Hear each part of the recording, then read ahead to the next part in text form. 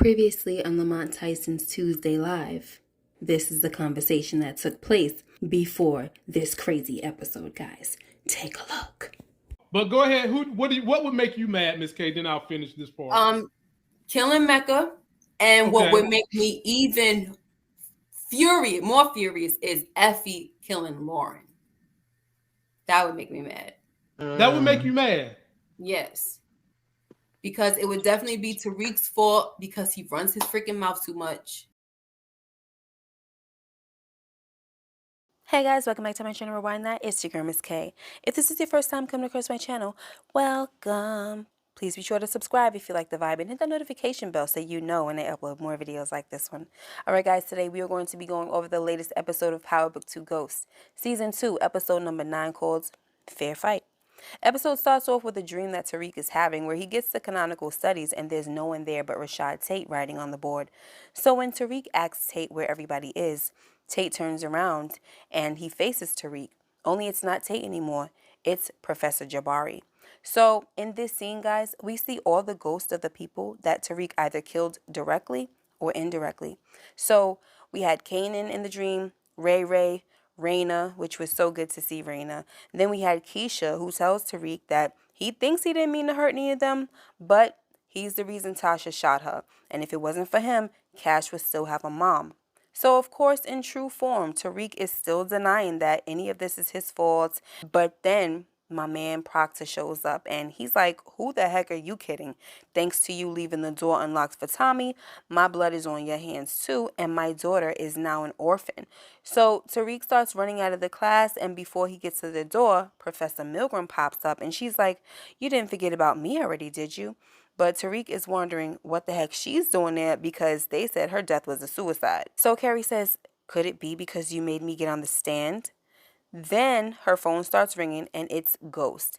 And she's like, here, Tariq, your father's on the phone, right? But Tariq is not trying to hear what Ghost has to say, okay? So he opens the door and it's Lauren. She's standing there trying to get into class. And I was like, oh no, what the heck is Lauren doing here, guys? I don't like the fact that she's in this dream. So this obviously appears to be some foreshadowing of Lauren's death, all right? But if you joined my emergency live chat early Sunday morning, you know that there were some people with some dope analogies about Lauren being in this dream. So the dopest analogy, in my opinion, came from Big Smooth, okay? Shout out to Big Smooth, who brought to our attention that Tariq did not let Lauren inside the classroom, okay? And this could mean that he saved her from death and that she didn't die at the end when Effie took her away. So we'll talk more about that later, guys. Next, Rashad finds out that he's being called as a witness. And he has Kamal in his office asking him why this has happened. Kamal tells Rashad that he told Sullivan that Rashad knows Tariq and his father. Anyway, Kamal's phone keeps buzzing and he tells Rashad that it's a woman who claims she's an eyewitness to Jabari's murder. But she keeps changing her story. First she says she saw nothing. Then she says she saw one guy. Then all of a sudden she sees two perps, right? On top of that, she's a drunk, okay? So Kamal tells Rashad that he doesn't want to waste his time with this woman unless Rashad thinks he should. So Rashad says, no, leave it alone and use your discretion. Plus, what's Jenny going to think if you bring this to her now? Right? So, of course, by the look on Rashad's face, guys, he's up to something. So, before we move on, I want to make a little prediction here for influence. Seeing how Rashad moves and how he embarrassed his brother during his testimony, you know, later on in the episode, I can almost guarantee that Rashad is going to do something else that will fall back on Kamal, right? And Kamal is going to put his hands on Rashad. He's not going to kill him. They don't have that kind of relationship. You know he loves his brother, right? But he's going to beat him up, all right? And that is my prediction, okay? Anyway, next. Kane tells Mecca that he has to get home, but Mecca was like, no, I'm going to need you here all day. So Kane was like, you bugging. So Mecca tells Kane that he doesn't seem to understand how this works. And Kane was like, no, you don't get how this works. And I was like, Kane, you better tread lightly, bro, okay? But it was too late because Mecca gripped him up by his neck and picked up one of Chef's chopping knives and told Kane to put his hand on the chopping block now. So Kane does what he's told, and Mecca makes him put his fingerprint in this phone. So now he could track him wherever he goes On top of that, he tells Kane that he's been promoted to number 2 and that means he lives there and he has to make sure that the place is secured. Then Mecca tells him that the first order of business is to call Lorenzo and tell him that they have no product because they were robbed. So that's what Kane does. Of course, Lorenzo is pissed when he finds out and he wants Kane to come home, but Kane just says, I gotta go, Poppy. Then Kane hangs up the phone, and this is when we see that Lorenzo is obviously pissed off from the Mo and Zeke situation because he has been tearing their bedroom apart, okay? So Drew and Diana come in, and they want to know if Poppy is okay. So Lorenzo tells Drew to strap up because he wants to look guap in his face because GTG been ignoring his calls. So now Drew has to tell Lorenzo what really happened, that they robbed the Connect and he killed Lil Guap. And Lorenzo was like, you screwed up my business over some revenge. I picked you to take over because I thought I could trust you and I thought you were smarter than that. So Drew says, I am smart and you can trust me. So Lorenzo says, then you need to prove it and get my weight back. So Drew says, I'll try, but it's probably already up at Stansfield. And Lorenzo is not trying to hear that, okay? And he says, just get me my freaking drugs. Next, Tariq meets Rashad in the court bathroom to give Rashad the picture of Sweeney in blackface. But Tariq wants to know what Rashad's going to say on the stand once he gets the picture. So Rashad says, just know that if you don't give me the picture, I will destroy you on the stand and off the stand. So Tariq gives Rashad the pic. Next, we see Rashad on the stand, and Sullivan asks him if he had any other relevant information to the case or to Tariq. And Tate says, no, I don't think so. But I am proud of my brother Kamal Tate, who is now an investigator in your office. So we know what happens next, guys, right? Rashad tells McLean during cross-examination that his brother mentions an eyewitness that said there was 2 men at Jabari's murder scene. So now this info is a disruption to the case because as McLean sees it, Sullivan keeps withholding evidence, right? So they go into the judge's chambers and McLean wants to get the case thrown out because it's grounds for a mistrial. So Jenny says to the judge, give me a week. And the judge gives her 48 hours, all right? And, you know, this is crazy because Shad knew what he was doing, right? But the messed up thing is that while it could get Tariq's case thrown out, it also brought some things to light and caused Sullivan to dig deeper. Now she got Trace and Brayen all up in this mix, right? Ready for them to testify. But we'll talk about that soon, okay? So next, Dante meets up with Zeke and tells Zeke that he could leave Stansfield and train with the private coach one-on-one just to prepare for the draft. Dante says he'll pay for the training on the condition that he goes and talks to Monet. So before we move on, guys, I just want to mention that I was a little surprised to see that Zeke wasn't all broken up about Carrie. But I guess now with this whole situation with him really being 23 and Monet being his mother, like all of that is just kind of like probably too much for him. And he has to really just focus on his life, his career, you know? Anyway, so next, Diana shows Drew on the laptop where the lockboxes are located on the roof at Stansfield. At first, the thing I couldn't wrap my head around was how the heck did Diana know about this, right? But then I remembered that Tariq called Diana to let her know that he found a new stash spot. Anyway, so Drew tells Di that it shouldn't be too hard to get the QR code from Tariq since she's his new trial boo. And Diana was like, forget you, Drew, because now I know that the only reason why he called me was to keep me out of the stuff that y'all was into. So Drew was like, can you blame us? And Diana says, I wouldn't have told Lorenzo. And Drew was like, yes, you would have, because that's your MO. Half the stuff that happens in his family is because you can't keep your mouth shut and you're always in everybody's business. Hiding in the bushes, right? So Diana says, that's not fair. And Drew tells her that last night wasn't fair. So we see here that once again, Diana's little plan didn't go the way she thought it would, right? The family is divided and dear old Poppy is giving her the cold shoulder, okay? Anyway, Drew tells Diana that Poppy might hate her a little less if she gets the product back. And Diana tells Drew that it can't happen if he doesn't get the key card from Ev. Next, Monet sits down with Zeke and she tells him why she had to give him up. She tells Zeke that at first she thought her and Dante could make their family work, but her mother was telling her that Dante wasn't in a position to be nobody's father. And by the time she could tell Dante anything, he got locked up. And it just proved Monet's mother's point. Then her mother sent her down south to have Zeke. Dante also chimes in and lets Zeke know that he was a knucklehead when he was a kid, and Monet had her reasons for doing the things that she did. So when Monet told Zeke that she should have tried harder, it made me think that maybe all the decisions weren't completely made for her, you know? But then again, once Dante was out of the picture, Monet had no leverage to fight back with, so her mom took over. And I think that Monet saying she should have tried harder is more about her regretting that she didn't, than anything else. Anyway, Zeke asked Monet if she had something to do with Carrie's death, and she says, "I'd never hurt you like that, Zeke." But then she lies and tells Zeke that after she left her house, she came straight to Dante's. And I was like, Monet, why are you freaking lying? All right. But at the same time, guys, Monet knows what Zeke can and cannot handle, okay? And telling him that she went over to Carrie's might go left, okay? And Zeke might wind up telling somebody about it, okay? So I can understand why Monet lied about that, right? But does that mean that she had something to do with killing Carrie? And did Dante help her? Because when she started lying, it was written all over Dante's face that he knew she was lying, okay? But he backed her up and told Zeke that Monet was there all night after Lorenzo kicked her out, okay? But regardless, Zeke tells Monet that he don't gotta trust her no more and tells both Monet and Dante that once he's drafted, he's on his own and they could both forget about him again. No more drama, holding me down. No more pain, hanging around.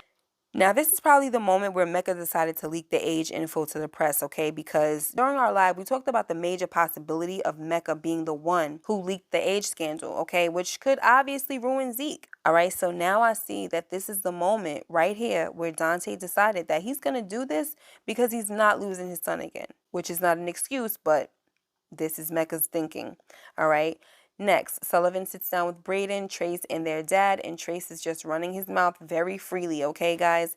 And I just can't stand this kid, all right? But anyway, Brayen tries to deny everything that Trace is saying, but Jenny pulls out a pic from Ramirez's dash cam, and it shows Trace and Brayen standing by Kane's car. So now Jenny wants Brayen to serve up Tariq on a silver platter, but Mr. Weston, he speaks up and says, "What if Trace testifies?"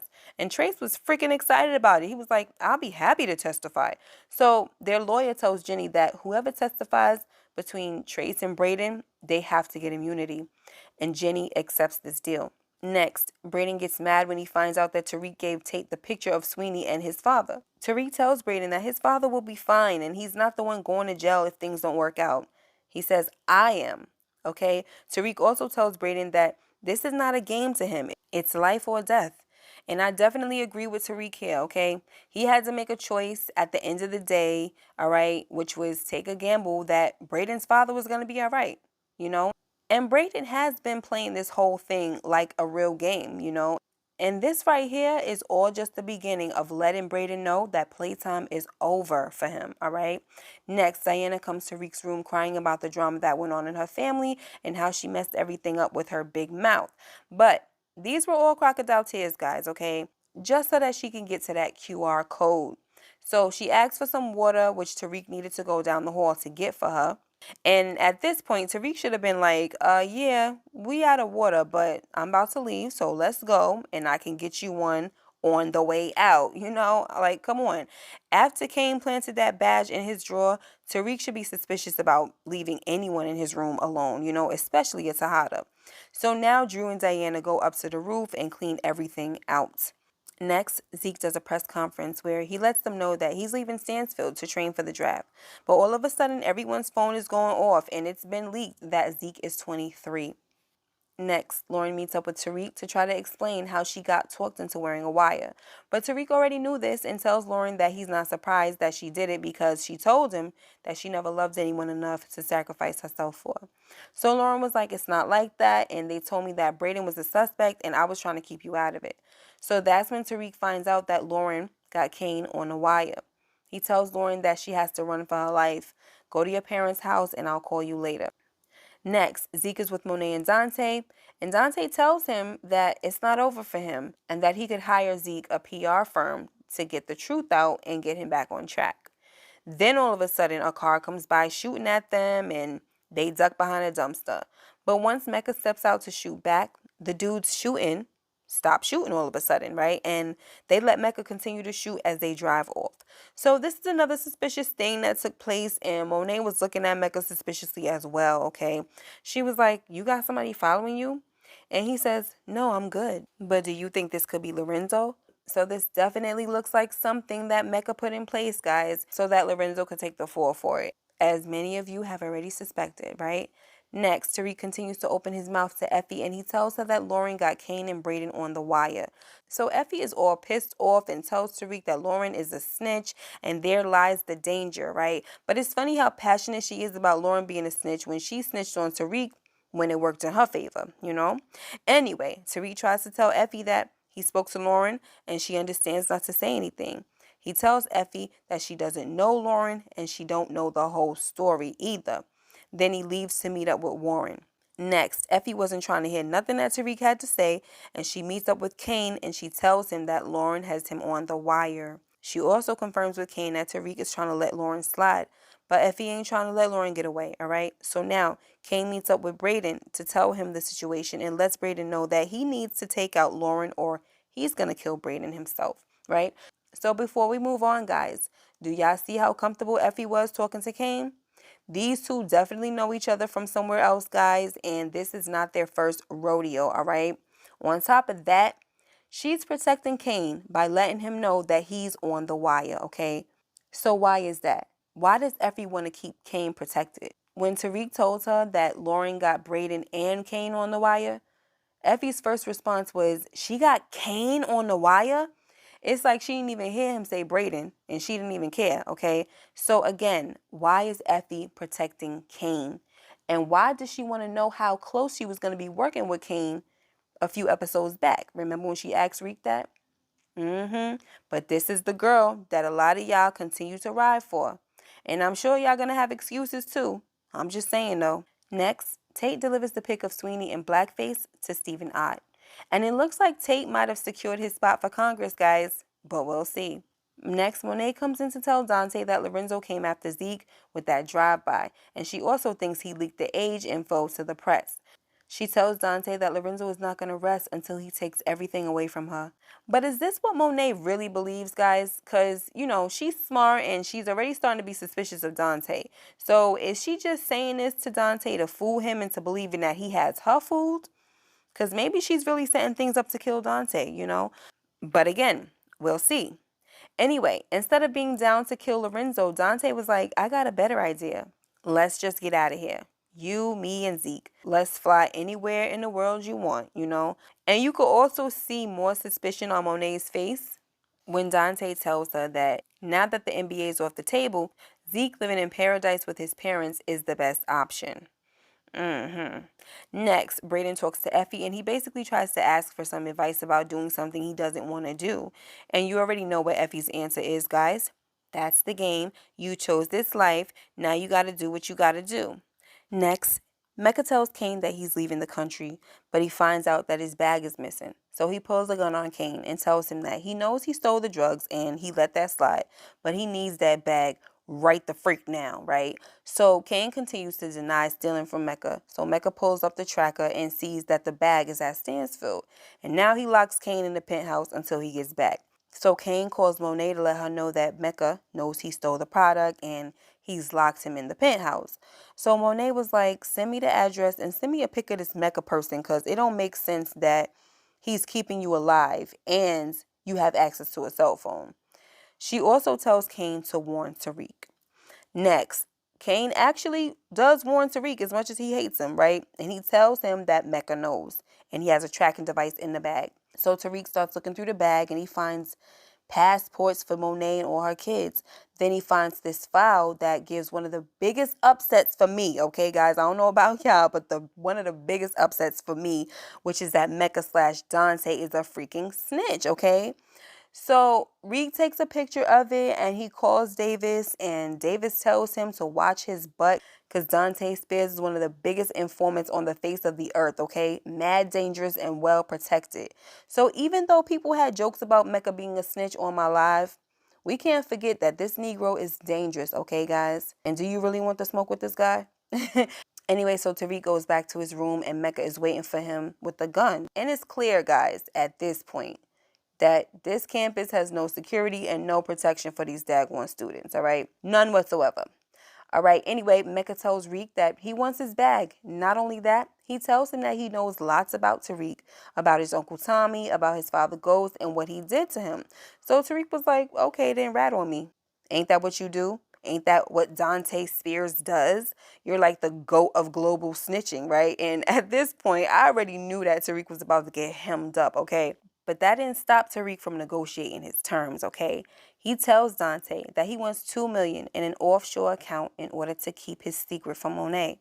He also tells Mecca that he's sure he knows how much people will pay to find out where Dante Spears is at. So Dante says, okay, I'll open up your account, but I need that bag first. Then he gives Tariq a phone and tells him to keep it on him at all times, and he will be in touch. But before Dante leaves, he tells Tariq that he sold Lobos to the feds for his freedom, but he never found out it was him because somebody killed Lobos before that could happen. Then Mecca says to Tariq, when you see your father in hell, tell him Dante said good looking out. Next, Brayen and Lauren are driving down a dark road and he tells her that he has to pull over. But when he does, he tells Lauren to get out the car and he points the gun to her head. Lauren tells him that this isn't like him and this is not you, Brayen, right? So Brayen eventually puts the gun down and he gives her a bag of money. He tells her that she has to go off the grid, all right? Don't contact anyone. No emails, no texts, no nothing, not even to your parents. So Lauren says, I won't. I promise you won't regret this, right? Thank you. But then Effie pulls up and she must have been following Brayen from a good distance to make sure he did what he had to do.